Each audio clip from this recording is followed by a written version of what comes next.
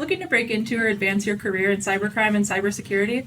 Push your career forward with a master's degree in cybercrime and digital investigation from Michigan State University. Experience a nationally ranked program taught by world-renowned researchers and practitioners that can help you play a role in combating cybercrime and advancing justice for victims. Designed to be completed in as little as 2 years and in a flexible online format that can work around your schedule.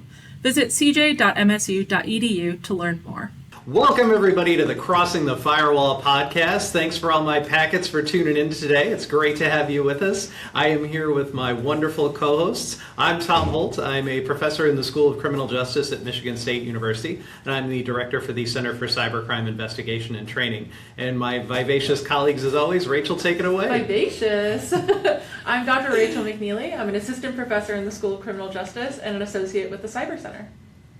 Hi, I'm Taylor Fisher. I'm also an assistant professor here at Michigan State, and I'm also an associate with the center.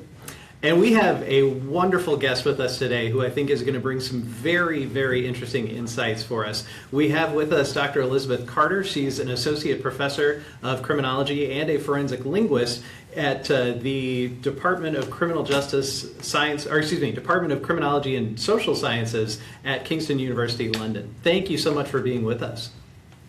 It's a total pleasure. I've been really looking forward to this. So yeah, let's go for it. Yeah. Well, you are a podcaster in your own right, so you should be able to tell us how we're doing.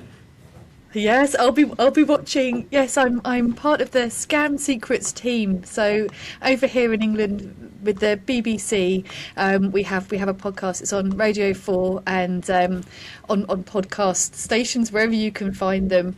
And it's hosted by the BBC platform Sounds. It's called BBC Sounds. So I love podcasting, but the most exciting thing about it is to chat to people who love this field, who are in this field, and just to talk about the research we're doing and what the impacts it has. So yeah, very excited for today. Yeah. So you're a forensic linguist. What does that mean exactly?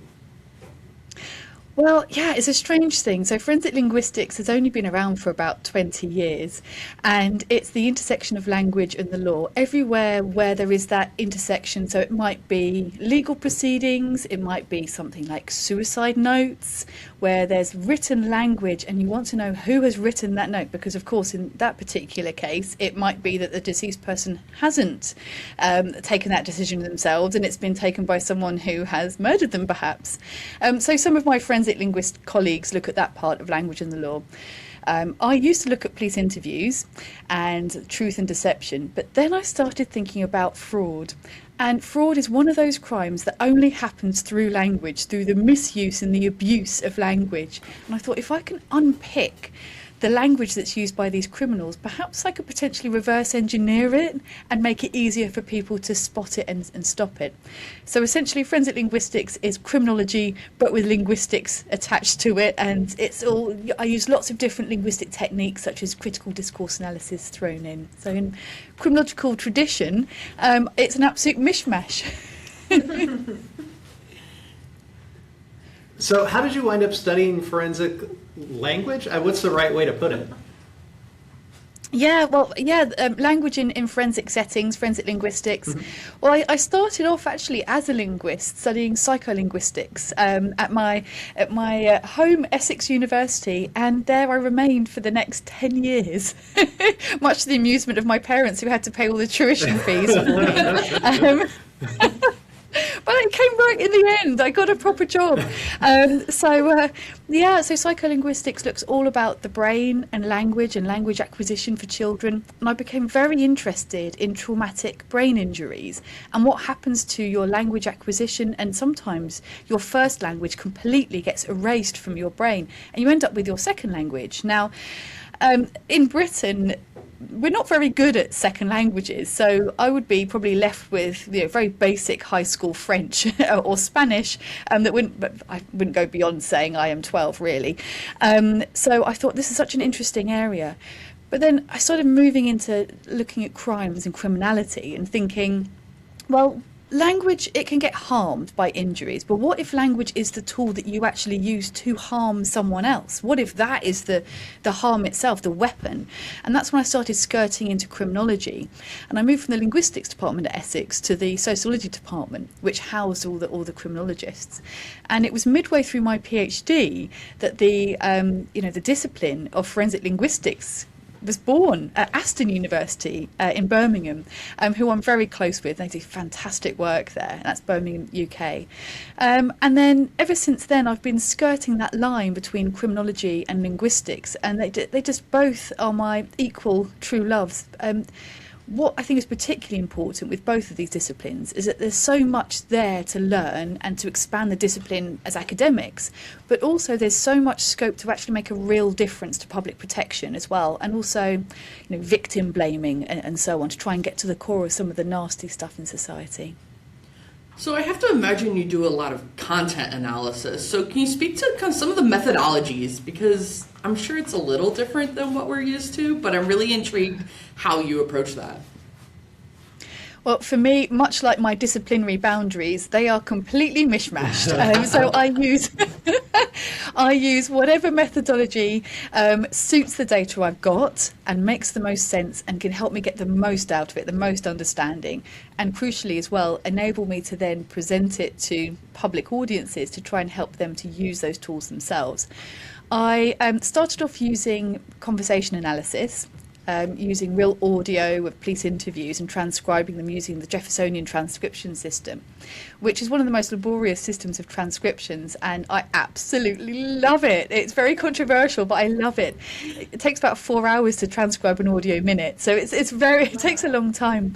And it's all about trying to capture those ups and downs of intonations, the pauses, the breaths, the smiley voice that you can hear as well, and to try and capture that and see what happens in the next turn. The next term proof procedure is really important. So the intent of what someone says, you can then understand by seeing how it was received or repaired by the next person. Very intricate.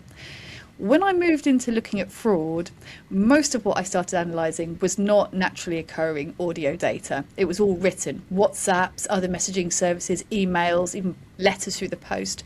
So I started having to broaden out my methodological base and use content analysis and also critical discourse analysis. But I still retain some of my conversation analytic nuggets, like my kind of underpinnings, which no doubt will absolutely infuriate pure CA academics, much like I did during my PhD, where I started bringing in context and all these things you're not supposed to do.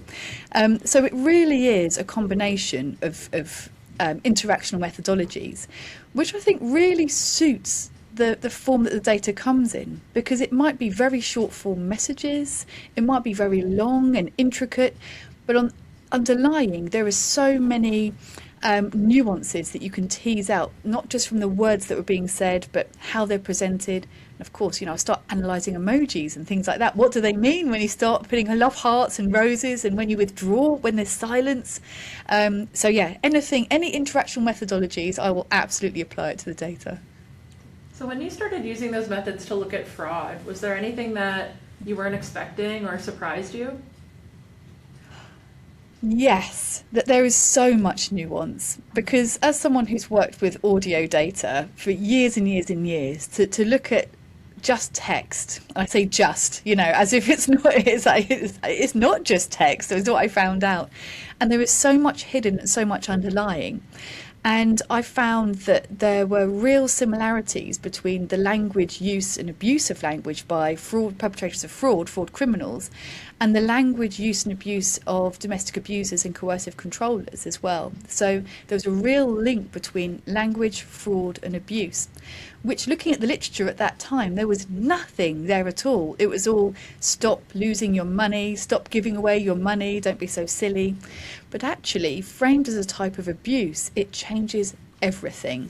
So I was most surprised that there were so many similarities, encouraging the individual to protect you, making you feel responsible for their mental and physical well-being, encouraging silence, and making the victim of these crimes feel as though that they're to blame as well, and they have made really bad mistakes. And all of these things contribute to an absolute perfect storm where you get a victim of this crime not wanting to report it because they feel they've done something wrong, particularly in the face of a lot of protection messaging. And that was something else I found interesting. Protection messaging, don't be a victim of fraud, protect yourself, and these are the ways to protect yourself. Here are the top 5 ways. But even if you do all of those 5 ways, you can still be a victim of fraud. So people that have been then blame themselves. I didn't do it well enough. These were the 5 things I needed to do, but I didn't manage it. So when I looked at these fraud interactions, I thought, my goodness, it doesn't match those protection mechanisms at all. So we end up with really over-informed public, but then they're absolutely underprotected. In reality, what they're being told to do to protect themselves isn't foolproof, isn't safe, and I don't know, can reinforce these negative narratives around being a victim of fraud. I find that really interesting because a lot of the research I keep reading about fraud is that there is no one type of fraud, right? This deception component is so focused on what that target needs to be convinced of whatever it is they're trying to get. And so you trying to categorize fraud as romance fraud or investment fraud has become so difficult because every crime script is so unique. I'm trying to think like how their personality comes through their communication patterns and how did that kind of relate to deception, because I'm sure there's people that are more comfortable being deceptive and using those lies as commonplace, but I'm sure there's some conflict there. Yes, definitely. Well, it's so multifaceted. So first up, these frauds and the fraud categories, they're useful in terms of when, a police service wants to put on their website, these are different fraud types, this is what it is, this is what it means. And also useful in terms of criminal justice because you need to prosecute under, in accordance with what crime it is. However, what I've found more and more is that there is not one singular fraud type for each one. So investment fraud isn't just investment, romance isn't just romance. And I'm best known for romance fraud, mainly because there's so much interaction. So I like to get stuck into it to try and understand what's going on. And then you can use that to look at other fraud types. But even that premise is a little bit faulty because then I realise even with romance fraud, there are bits of investment in there as well. There's lending and receiving money. There's also money laundering involved as well, where the perpetrator says, oh, can you just put this money into an empty account and you can keep, $200 of it and then, send it along elsewhere.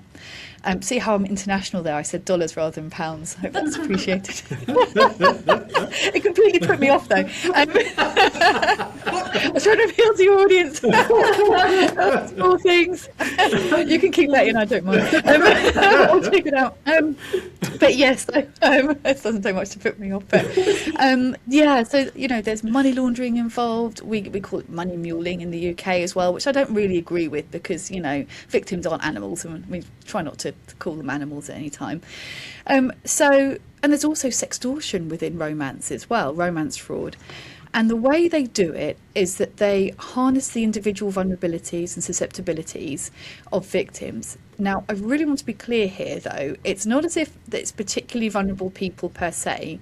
It's that everybody has their own vulnerabilities, their own susceptibilities, contextually and also situationally. So contextually in the UK, we've got a cost of living crisis going on.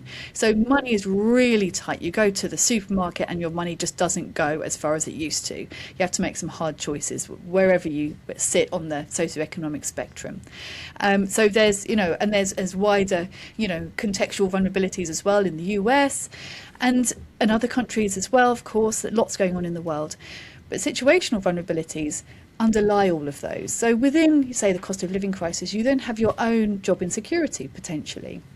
You might have lost your job, or you might have teenage kids that are running wild. So you've got some things that are happening in your life. You might be recently bereaved or divorced.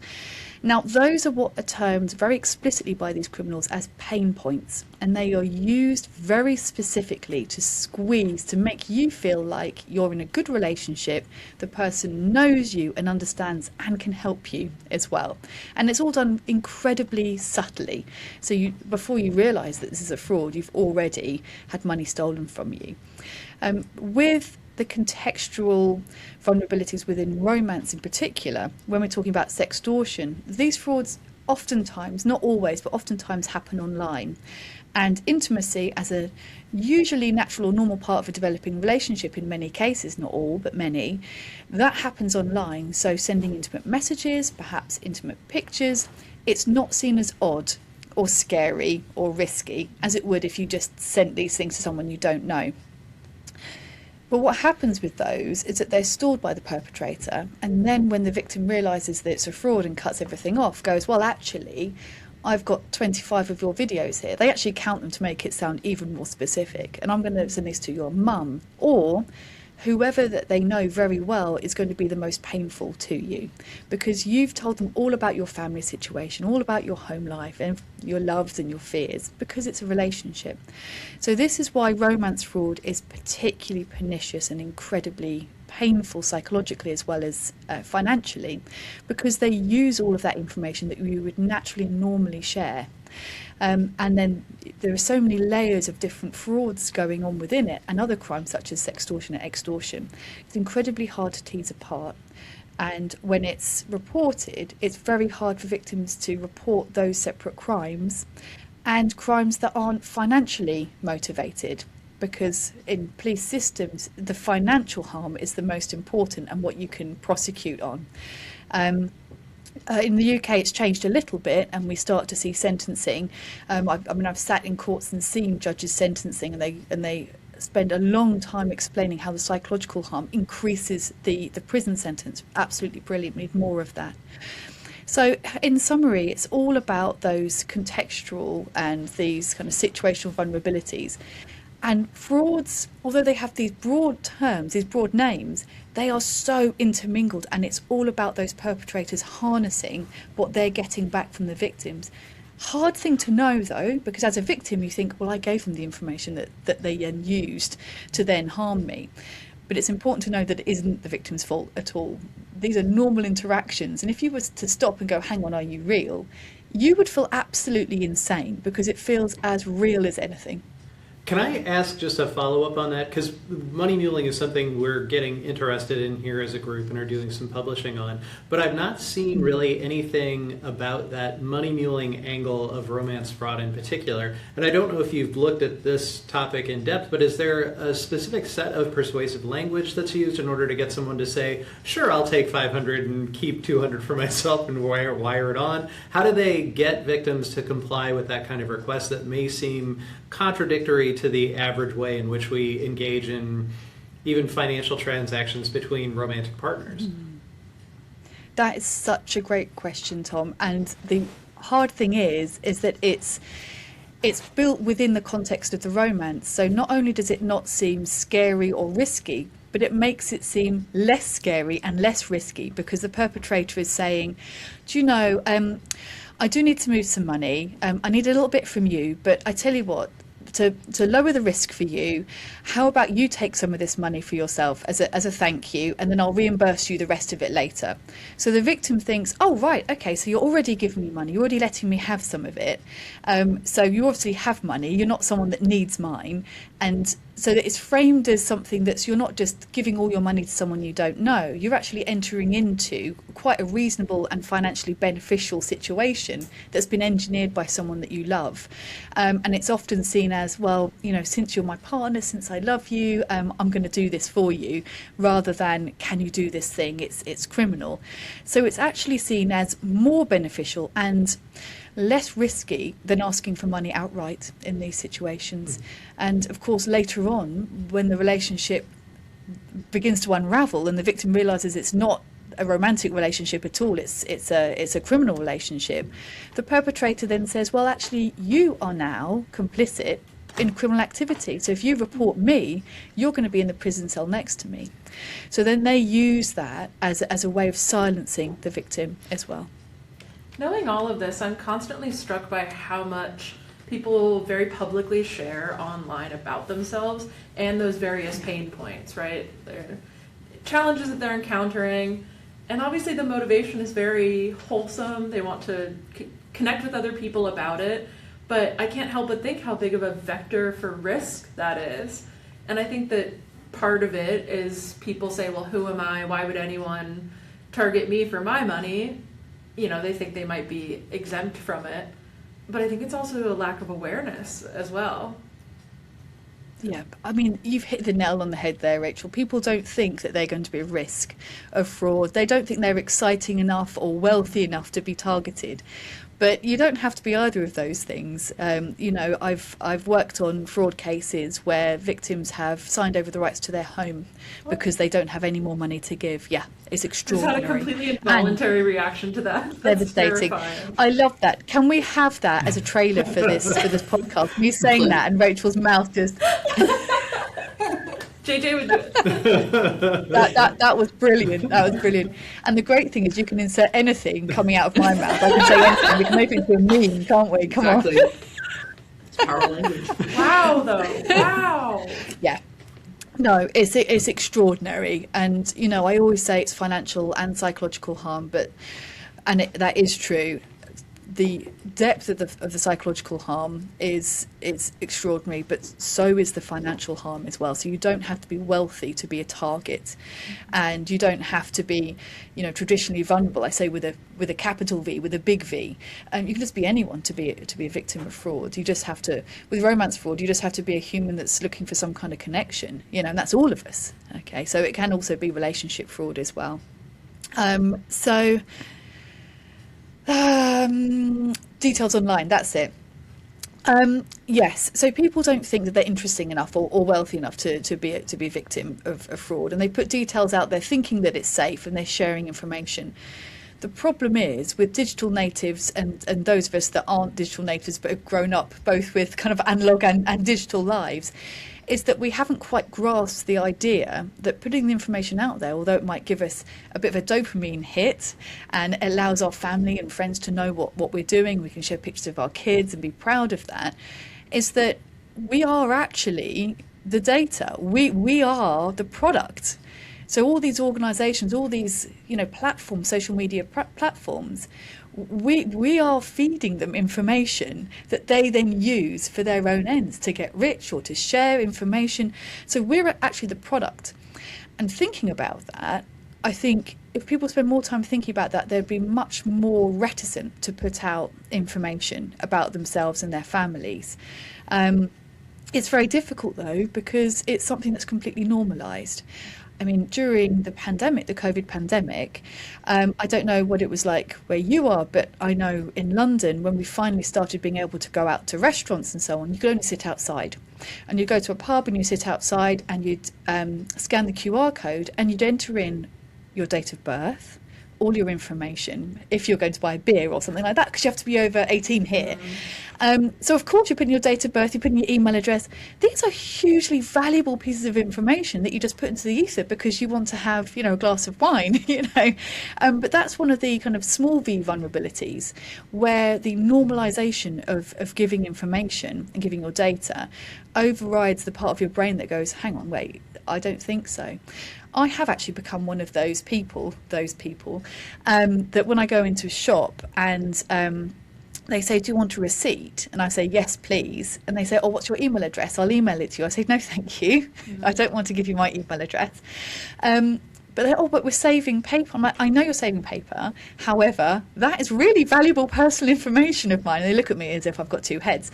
But we have to get away from the fact that our data is cheap. It's not. On a note about that, something that might be quite informative is that this data is all collected together, all the interactions that you have, and it can be used for the nefarious purposes. And if you have been a victim of fraud, you then have all that information that's taken from you and then used potentially in recovery frauds, where you get contacted by someone who says, oh, I've heard this has happened to you. I'm actually part of a recovery agency. I'm helping to prosecute the baddie that did this to you. All we need is, just a small amount of money to start the process, and we can protect you.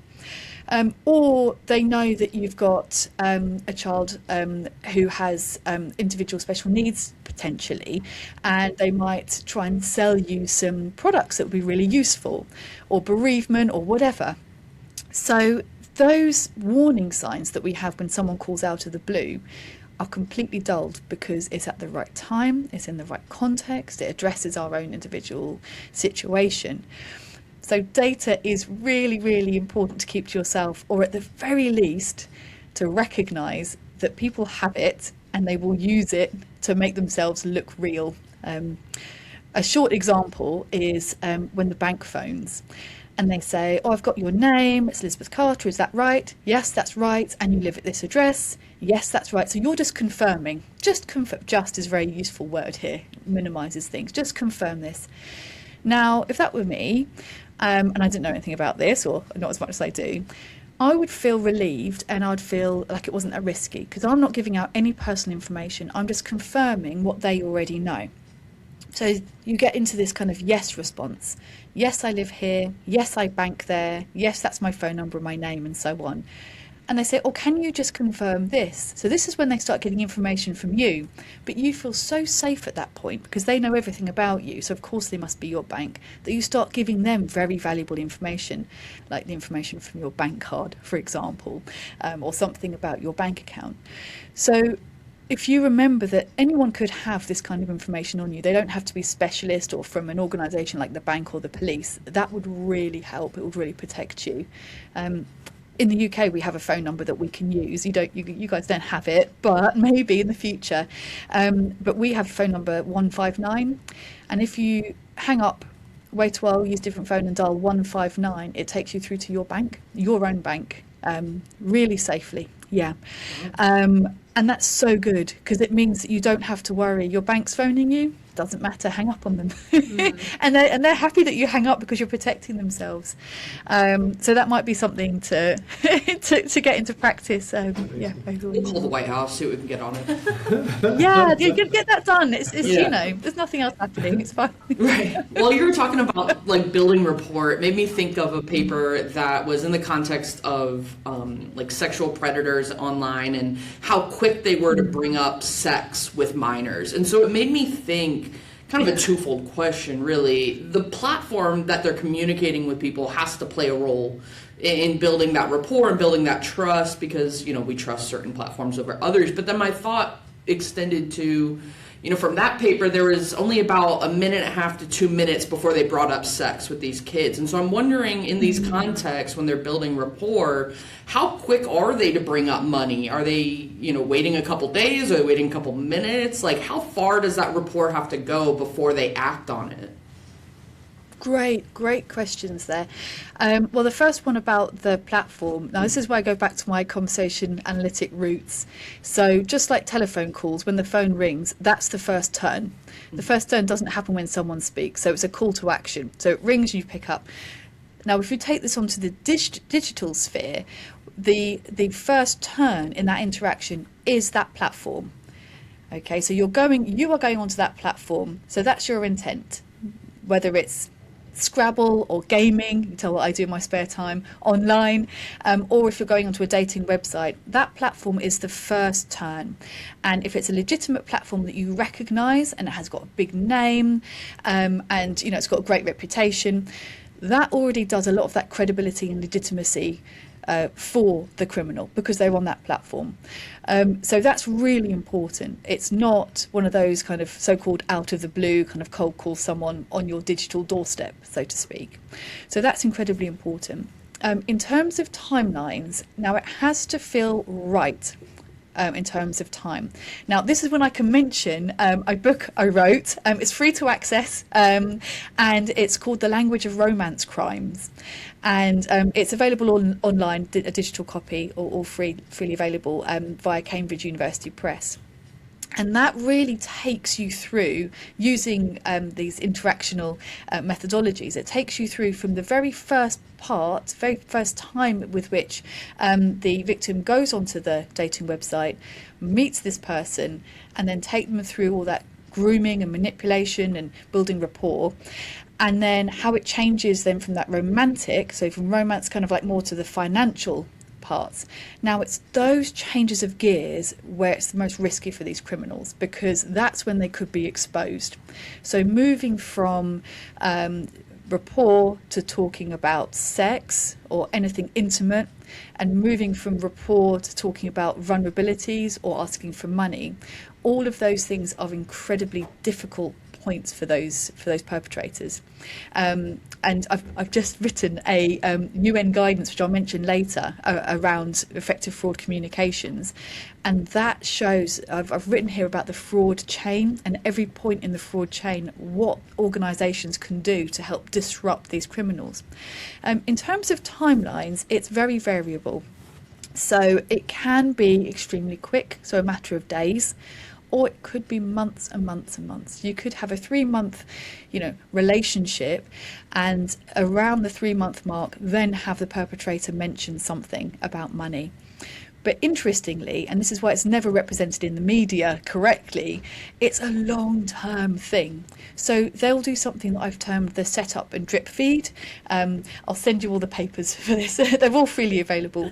But one of my earlier papers in the British Journal of Criminology, I talk about the setup and drip feed. And this is where these criminals, they use language early on in the relationship about themselves. So they say that they're a businessman, and sometimes they have some cash flow, but that's, what happens with good businessmen. And they always sort it out in the end.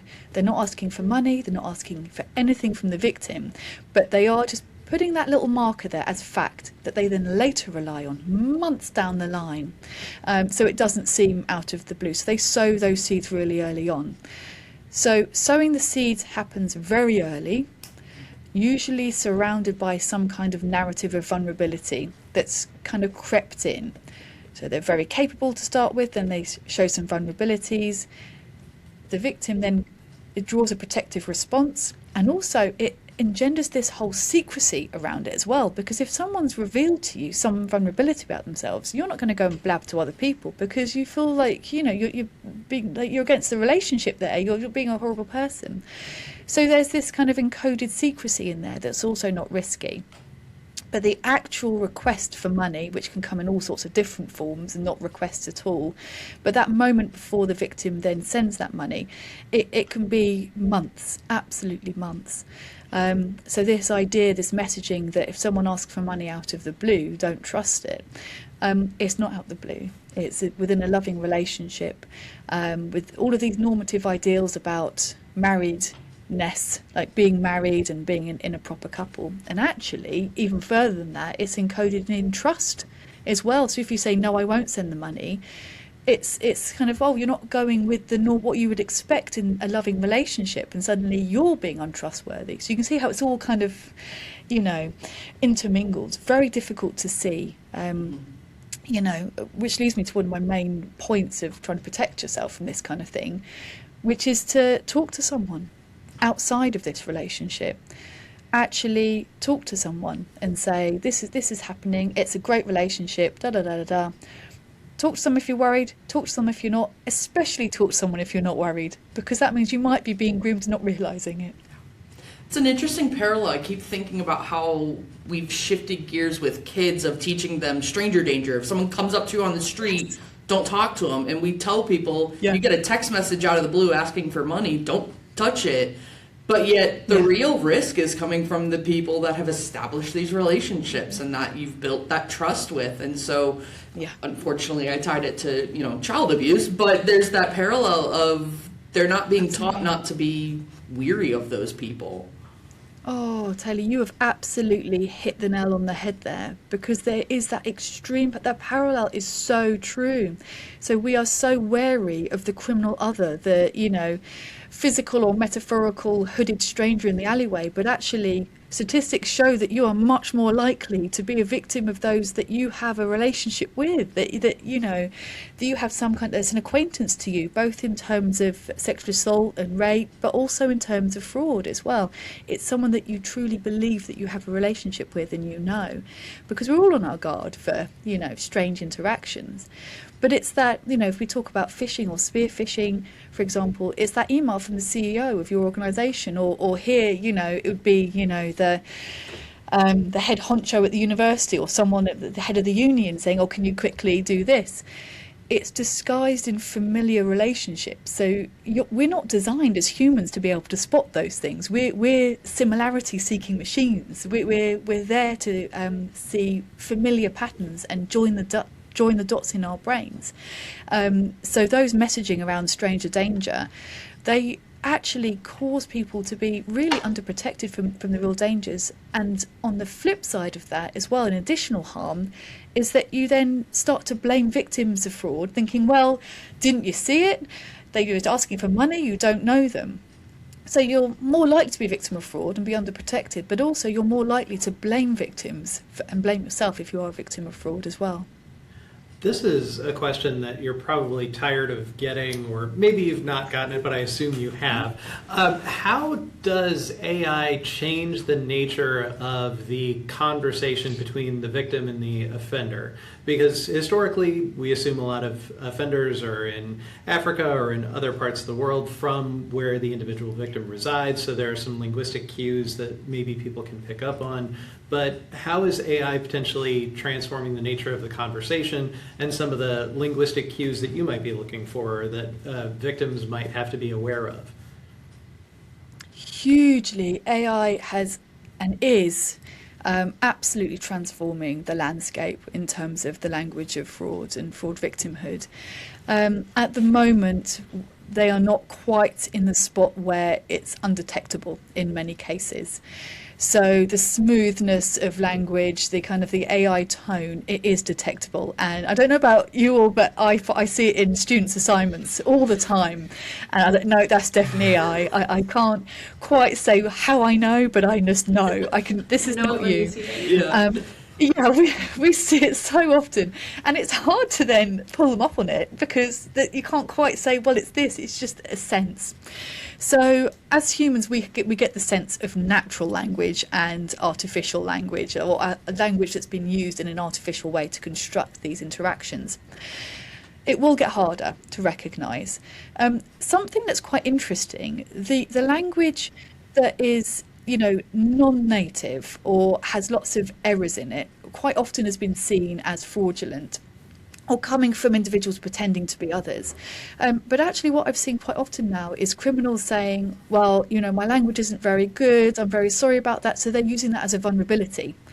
So they can harness that. So rather than exposing them as a potential criminal, the victim then doesn't want to then pull them up on it because would you want to make someone feel ashamed for not having as good a grasp on the English language as you do? So then that vulnerability then plays out, is used quite usefully for the criminal.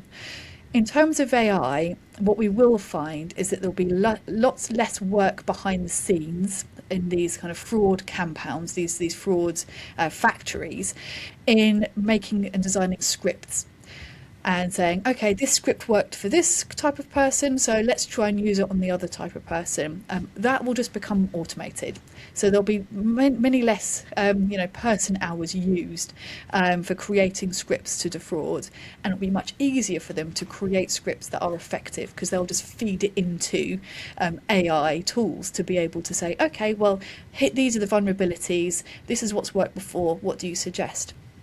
So it is incredibly difficult. It's also difficult, before I say something positive about it, it's also incredibly difficult in terms of deepfakes as well. So one of the big messages that's worked historically for the last 8-10 years is, okay, if you can't video call them, then dump them. That's it. They're not a real person.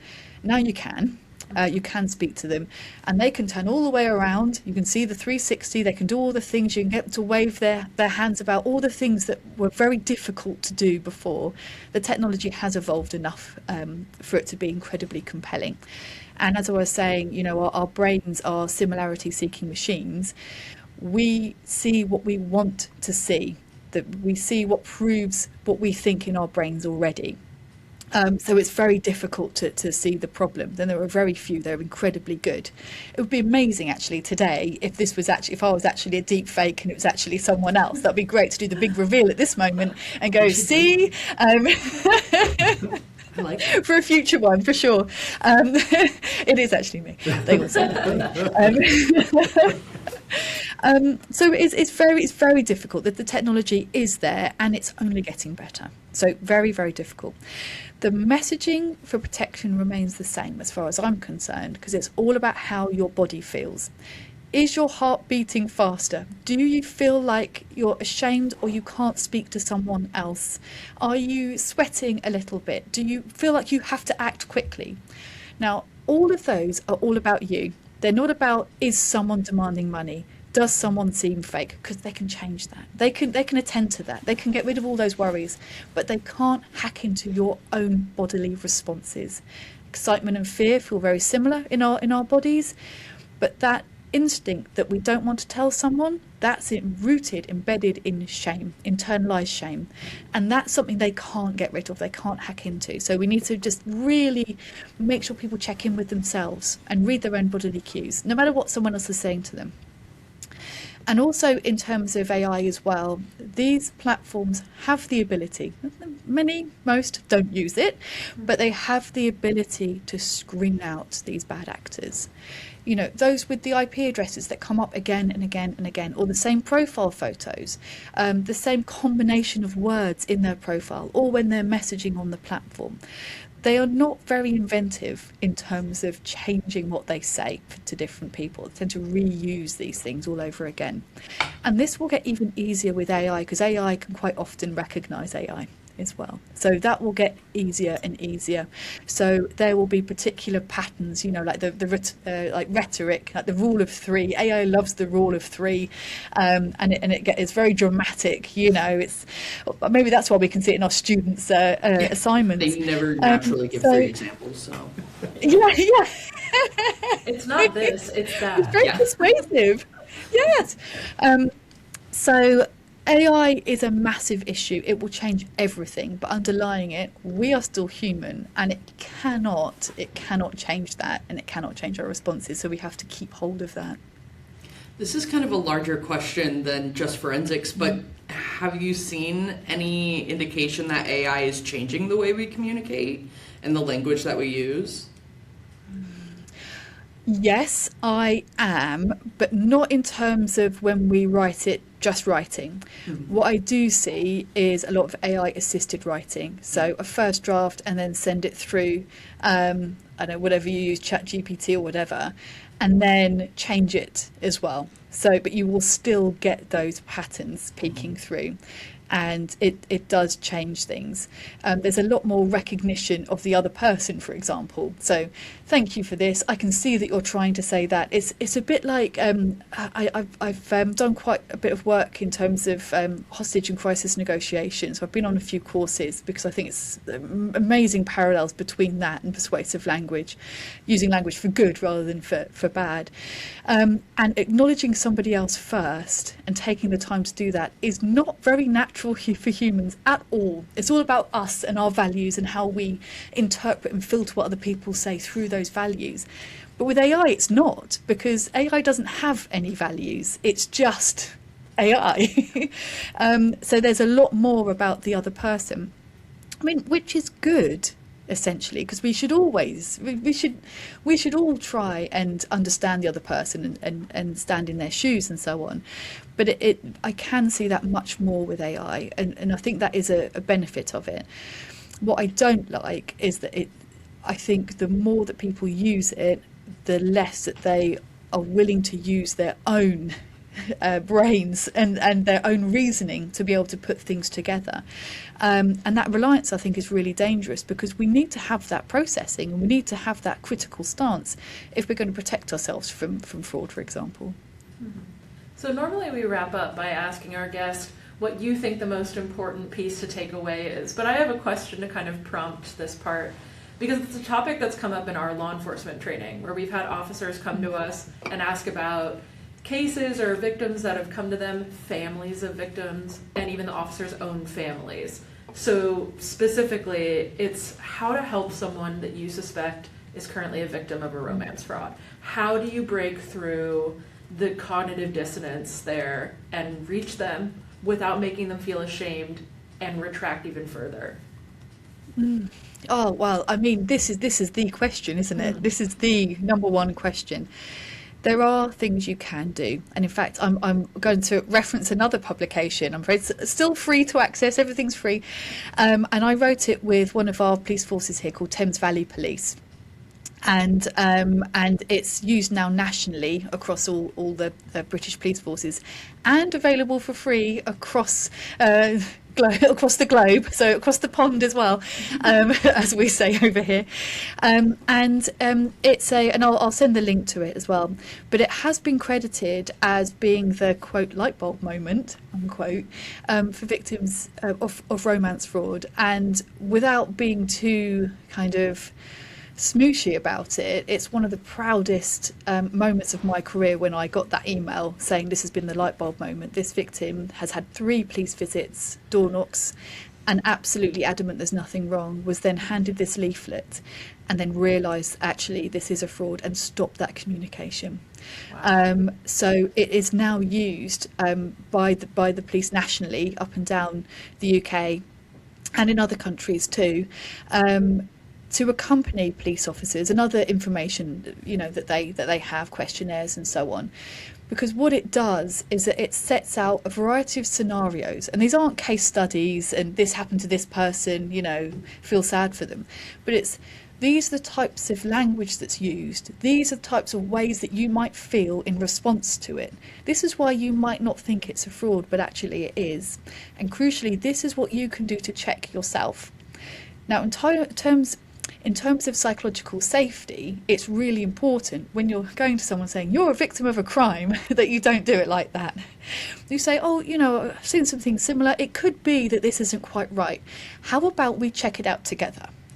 And then you walk them through it and you give them the tools to find out themselves. Now, it would be, you know, back in the day, it would be, why don't you do a reverse image search of this person? And you'll find lots of profiles with this picture. Of course, with AI, they could be completely randomly generated images, which is also useful because there won't be a presence, which is also now a massive indicator. No other photos in the world of this person, they are not real. So giving them the tools to understand it and come to that conclusion themselves is really important. As is something that's very difficult, is leaving them with the information and letting them come back to you, because it takes a while to work it all through. And I know with law enforcement, I work with them very closely. With law enforcement, it's incredibly difficult because you have safeguarding and you have safety issues, and you have someone who will continue to engage with a criminal who's probably part of a big organised criminal gang, stealing money, damaging this victim psychologically. But you can't do what you can with other crimes, is pick the person up and take them away from it. You have to let them come to that decision themselves, and you can then be a solid presence that they can then come back to. So it is incredibly difficult, but there are ways. And finally, I've done quite a lot of work with financial institutions as well here in the UK and abroad. And what they're very interested in is when they have the fraud teams on the phone and they have the victim saying, I definitely want to send this money. It's my money and I can do what I want with it. Send the money now. Now, the fraud team, they know that this is a fraud. It has all the hallmarks of a fraud. So what they need to do, and what has worked in many occasions, is use language in a way that suggests. So, and it sounds a bit more off the cuff. Not, okay, well, I've told you it's a fraud, so if you carry on with it, then you're going to be liable for all of the losses. We're not going to do that. You can say that for sure. And then you might say, do you know, this reminds me of something that happened, and it was, you know, insert online supplier. It was this online supplier, and they said that you had to validate your account and you had to send this money for it to happen. Have you heard of that happening? And I'm thinking of a specific case because that was posed to a victim, and she said one very short swear word and then realised. She was like, oh, yes, that has happened. I think this is a fraud. So it's all about trying to not be the opposite. So these fraudsters spend so long in the background saying, we're the goodies, I'm the goodies, the bank's the baddie. They're going to try and stop you doing what you want with your money. They're over there. But actually, if, as a bank or policing personnel, if you don't take the oppositional view, it really changes the dynamic that the victim's expecting. Oh, the police are going to try and keep us apart. They don't understand. Or the bank don't want you to take all your money and put it in crypto because it means that it harms their bottom line. But if you don't do that, and if you sit with them and go, oh, wow, this seems really similar to something that I've heard before, what do you think about it? It changes that whole dynamic, and you are with them, not the oppositional. Well, it was lovely to have you on. This was such helpful information, and the angles that you're bringing are really, really helpful. So thank you for being with us. This was great. Oh, an absolute pleasure. It's such a joy to be here. Yeah. And since we've got a second, are there any things that you want people to read or anything you want them to watch? Please feel free to plug away. Oh, absolutely. Well, I've got a long list. Do you know, as we say in the UK, we have a program called Blue Peter, and they always say, it's like a children's program, and they make things, and they always say, here's one I made earlier, while they're trying to make this thing, and then they bring the perfect thing they obviously haven't made, but this is what I've made earlier. So this is the United Nations Office on Drugs and Crime, which is the UN office that deals with fraud. It's the Handbook of Effective Communication Strategies for the Prevention of Organised Fraud. And check here, it's a Z. So we use S in the UK, but just for you guys, we've got a Z. Language matters. Language matters. So it's there. So yeah, that's freely available. And in it, there are practical strategies, practical things. So this is for organisations rather than individuals, rather than the public. So there are tools that you can use at every stage of the fraud chain, from the approach, so the website, how you have your websites, the manipulation, but also transaction. What do you do when someone's trying to send money, and then post fraud? How can you prevent victims from becoming victims again? How do you stop that cycle of shame? And in here, there's also media guidelines as well, which I'm hoping to create a full set of media guidelines, which would then be very similar to what we have in the UK surrounding suicide reporting. So a big organisation called the Samaritans, they have big guidelines around reporting of suicide. So you can't be very explicit, you can't glamorise it, you can only use certain words. I'm creating the same around fraud, to try and reduce that, they fell for it, they, vulnerable old person, weren't they silly? All of those things. So that is at the moment the most important thing that's going on. And it's guidance for, I think, was it 196 member states of the UN? So yes, it's there, and it's proper guidance, and it goes beyond the kind of we need to work together in partnership. This is what you can use, and you can use it for free. This is how you work together. Use these guidances. And if there are show notes, I will send a whole load of papers for your listeners as well to have a look at.